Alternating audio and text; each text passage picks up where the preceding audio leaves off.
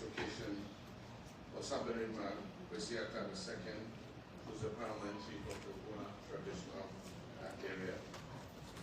Reverend Shafton, thank you for joining us at the African Burial Ground this morning. Thank you very much. Members of the Congressional Black Caucus are here. Let's recognize you.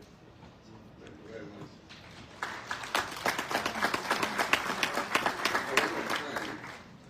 Let me recognize our brothers from CARICOM, from Africa, and from everywhere in the world.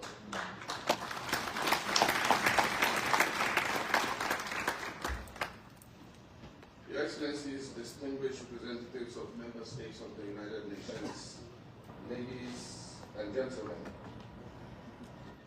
truth begins with language, with the power that words hold to shape consciousness and to shift perspectives, propel an action or other. I therefore offer this truth as a starting point. There's no such thing as a slave. There were human beings who were trafficked and then enslaved by people who believed they could own those human beings as chattels, as their personal property. Some will hear this and think I'm splitting hairs. Isn't that the same thing they might ask? No, it's not. Not at all the same thing.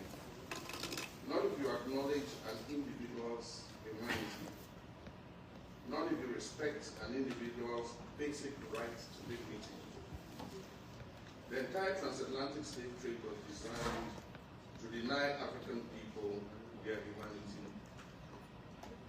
And that denial was premised on a racial hierarchy with no basis in fact or science, a racial hierarchy that deemed whiteness superior and blackness inferior. The atrocities that were committed against enslaved Africans, the myriads of injustice that were born of slavery and carried forward into successive social framework, took place specifically because those persons were considered objects, not human beings. So when discussing slavery and its resulting institutions and practices, we must always start by reclaiming racial equality, the dignity of Africans, the humanity of our ancestors who were enslaved, and as a matter of course, our own humanity. Recently, someone asked me to explain the importance of the resolution on the declaration of the trafficking of enslaved Africans and racialized chattel enslavement of Africans as the greatest crime against humanity. And I responded without pause or hesitation. And I'd like to share what I told him.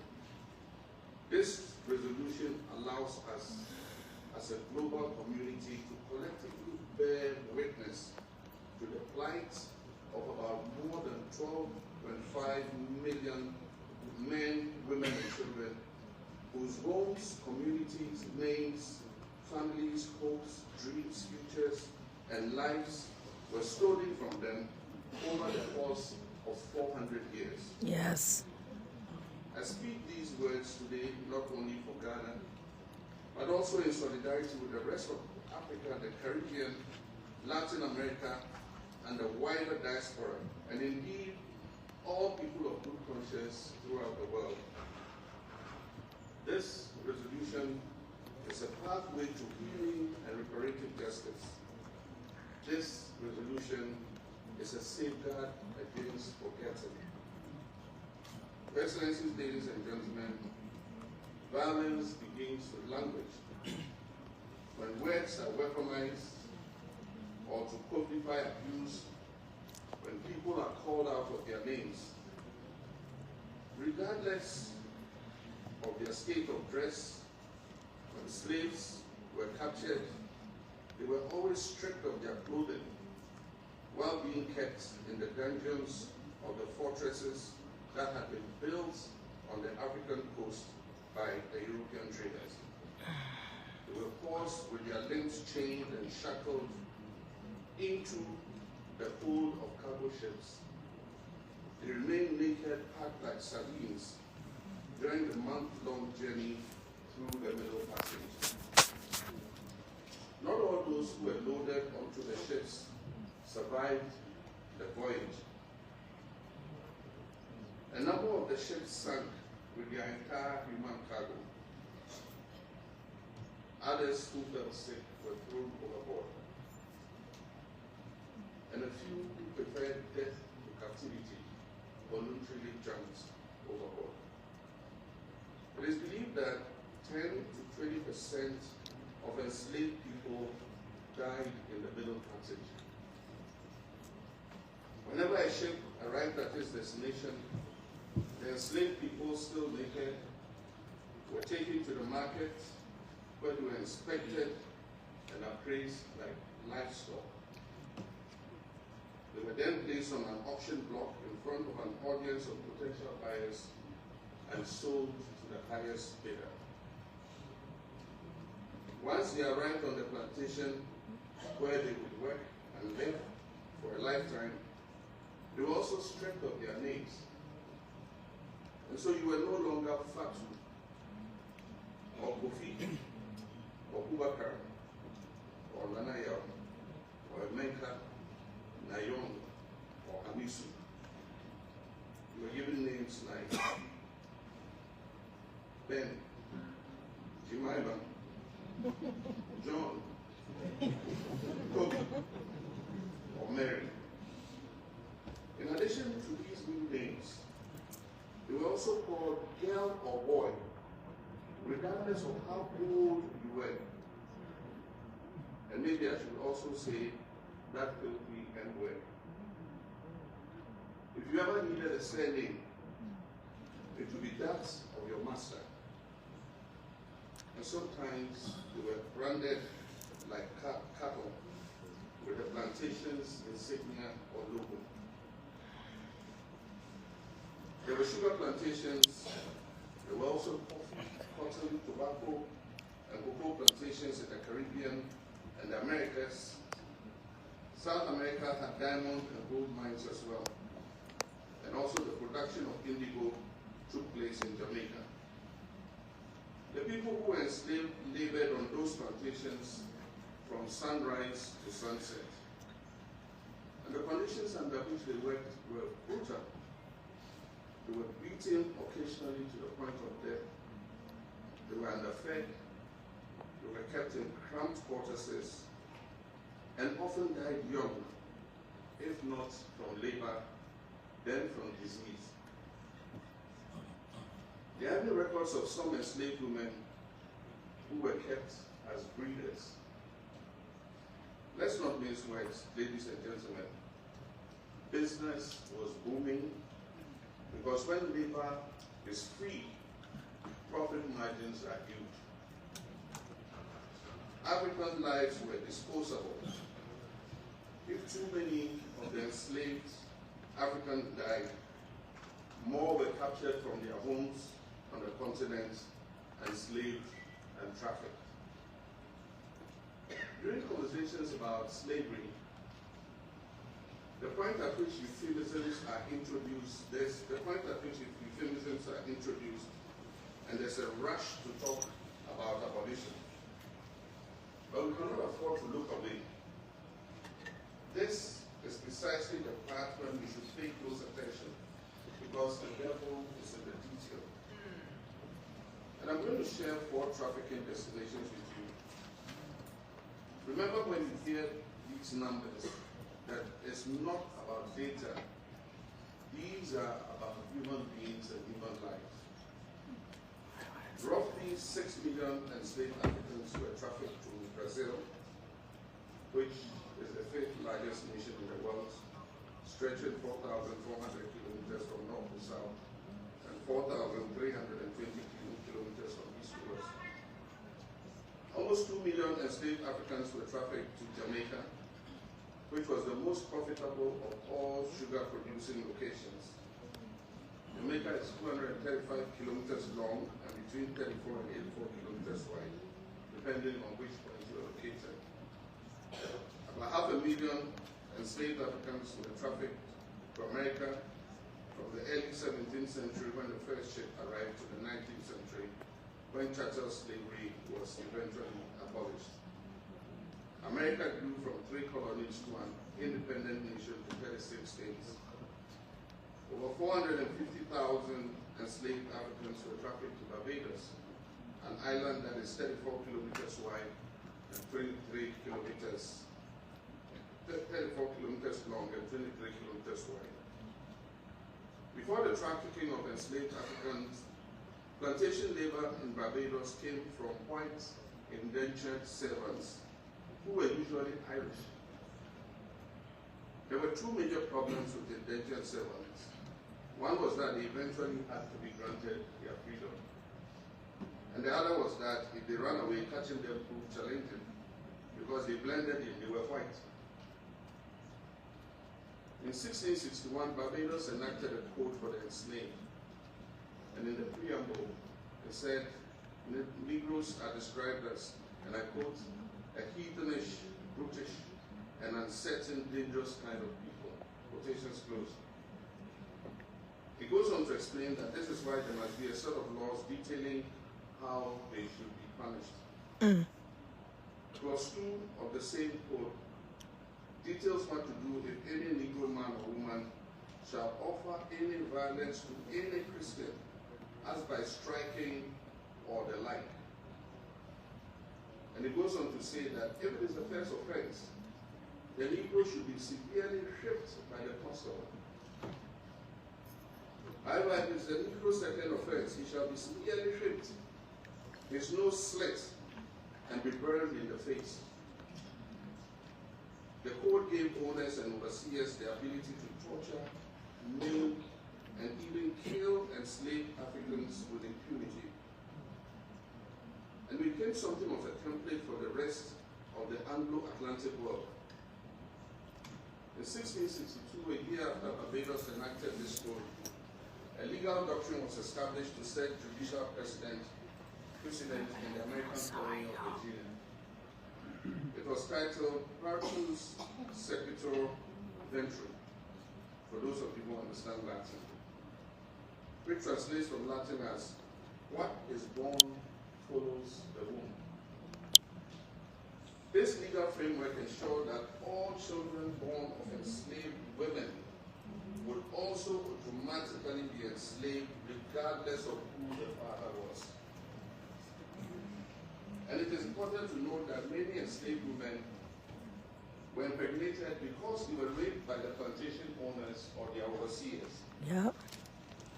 But what this law did, even in cases where a baby was not the product of rape, was to strip the child of its paternity in the eyes of the law. That child, as an enslaved person, was property that could be given or sold at his owner's whim. The doctrine was adopted throughout the Americas, including in Brazil. People will sometimes try to put a disclaimer on slavery by insisting that you cannot use the social norms of today to judge the actions and events that took place in the past. Well, such people are loud and wrong. Thank you. Right, yes. Ashe, loud and wrong. Yeah. Just because everybody is doing something doesn't make it right. Slavery is wrong now. Yes. And it was wrong then. Ashe. Yes, yes, yes.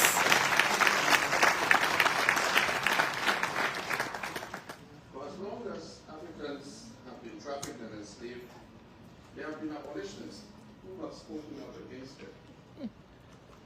The first slave ship landed in America in 1619. Opposition to chattel slavery was voiced and mentioned in passing in documents. But in 1688, the Germantown Friends, a group of Quakers, put out a formal written protest against slavery. And in it they wrote, and let me quote, now though we are black, we cannot conceive there is more liberty to have them slaves as it is to have other white ones. There is a saying that we shall do to all men like as we would have done to ourselves, making no difference of what generation, descent, or color they are. Quotations closed.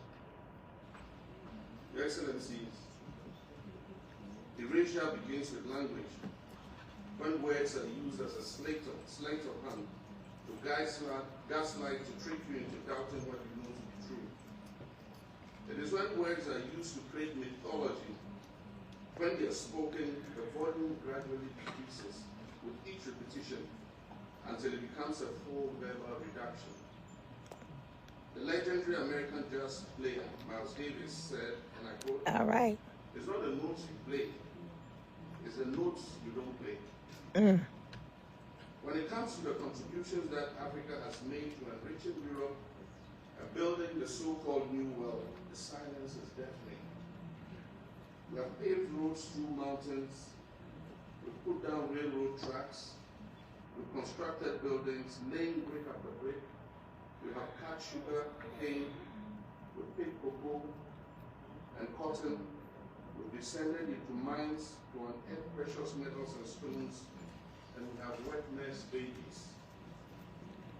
We've paid the price of admission with the blood of our ancestors, and still what greets us at the door is silence. We are met with what we're met with is mythology. And I'll explain what mythology I mean. In 2015, McGraw-Hill Education, one of the largest publishers in the United States, I gotta wipe my camera.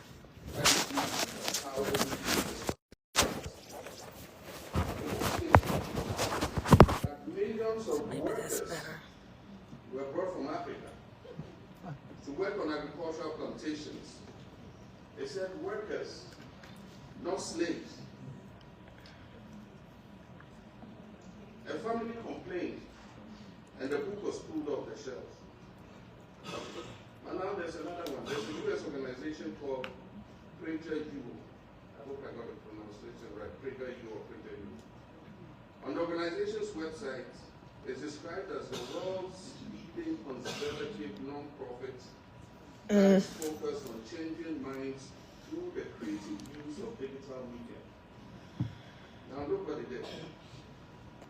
They created animated videos which are used as supplemental educational material in public school classrooms in 11 states. And in one video, they used a young boy and his teenage sister. And this young boy and his teenage sister are confused about why some people celebrate Columbus Day and others celebrate Indigenous Peoples Day. This organization uses a time travel app, and this young teenager and his sister find themselves on a ship with Christopher Columbus, who tells them all about how the Caribbean people, the indigenous people of the Lesser Antilles in the Caribbean, were violent and uncivilized cannibals. The children then ask him to explain why he enslaved people. To that, Christopher Columbus is said to have responded, "Slavery is as old as time, and it has taken place in every corner of the world." Normalization. Not like this. And he says, being taken as a slave is better than being killed. No. I don't see the problem. Columbus then accuses the children of coming to his time and trying to judge him by the standards of their time. In another animated video, the same brother and sister use the same time travel app and find themselves in the year 1852, standing in front of Frederick Douglass. And he tells them that he is working to abolish slavery, a system in which people make other people work for long hours with no pay. The sad fact, he explains, is that slavery has existed everywhere in the world for thousands of years. Here in the United States, Black history courses are being removed from school curriculum. Schools are being mandated to stop teaching students about the truth of slavery, segregation, and racism in American history courses. Books about those topics are being banned in schools and public libraries. Museums, art centers, and other institutions whose budgets rely in any way on public funds are being prohibited from scheduling exhibitions and programs or from displaying materials promoting racial awareness or Black history. Much like the law that was put in place to regulate the punishment of the enslaved in Barbados, these policies are becoming a template for other governments as well as some private institutions. At the very least, they are slowly normalizing the erasure. They are slowly normalizing erasure. Earlier when discussing the importance of this resolution, I said it was a safeguard against forgetting. This is the type of forgetting that I was referring to. But there are other types of forgetting as well. The great Jamaican philosopher poet Robert Nesta Marley famously said, emancipate yourself from mental slavery. None but ourselves can free our minds. Have no fear for atomic energy, because none of them can stop at the time. One that is companion to the truth that I began with.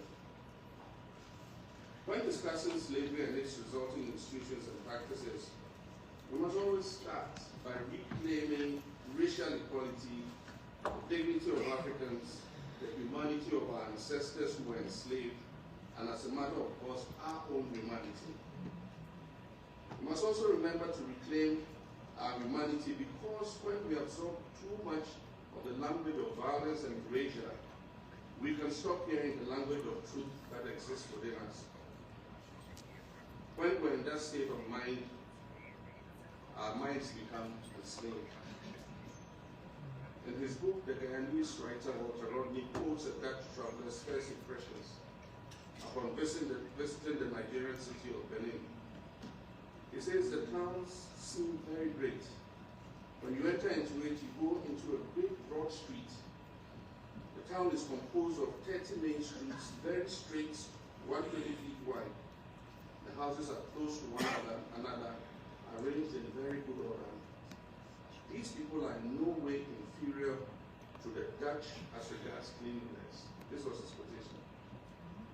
In 1531, a Portuguese sailor, Vicente Pegado, traveled to the city of Great Zimbabwe. And this was what he wrote. Sitting among the gold mines and the inland plains between the Limpopo and Zambezi River is a fortress built of stone of marvelous size. And there appears to be no mortar joining the stones. This edifice is almost surrounded by hills, upon which are others resembling it in the fashioning of stone and the absence of mortar. And one of them is a tower more than 12 fathoms high. A 2016 article in the Guardian newspaper highlighted the city of Great Zimbabwe, built between the 11th and 14th century. And the article described a centuries-old drainage system that remained operational, funneling water from the houses and enclosures down into the valley. And the article also disclosed how, in the 19th century, European visitors to this abandoned medieval city in Great Zimbabwe refused to believe that indigenous Africans could have built such an extensive network of monuments. Here's the thing. The greatness that is within us will always outweigh the injustices that have been visited against us. Okay. I'll give it Ashe to that. Ashe. Despite what we've been through for centuries, our survival is a testament to that fact. In closing, I would like to offer this quote by Nelson Mandela. And he says, "Our human compassion binds us, the one to the other, not in pity or patronizing, but as human beings who have learned how to turn our common suffering into hope for the future.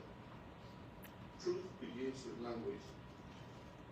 Ladies and gentlemen, Excellencies, tomorrow we vote on a historic resolution that will be another step in the journey of establishing truth. We stand united as Africans, whether on the continent or any part of the world, and link up with people of conscience around the world to seek truth and justice and restore the dignity and humanity of victims of the slave trade. This is a resolution of destiny.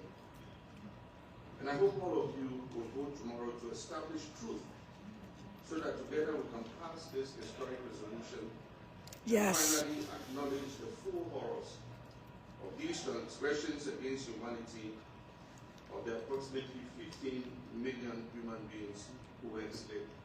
Ashe.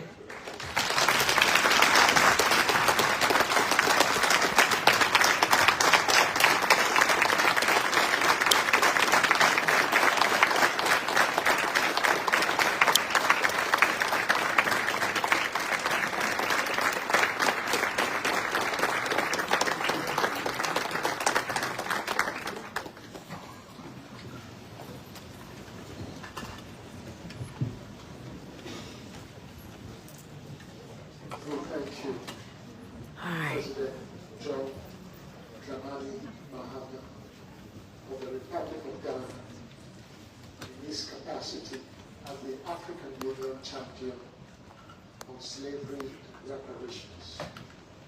We thank you very much in the audience for this section or this portion of the discussions. We are now about to bring into a more in-depth, a more detailed, a more captivating part of our proceedings here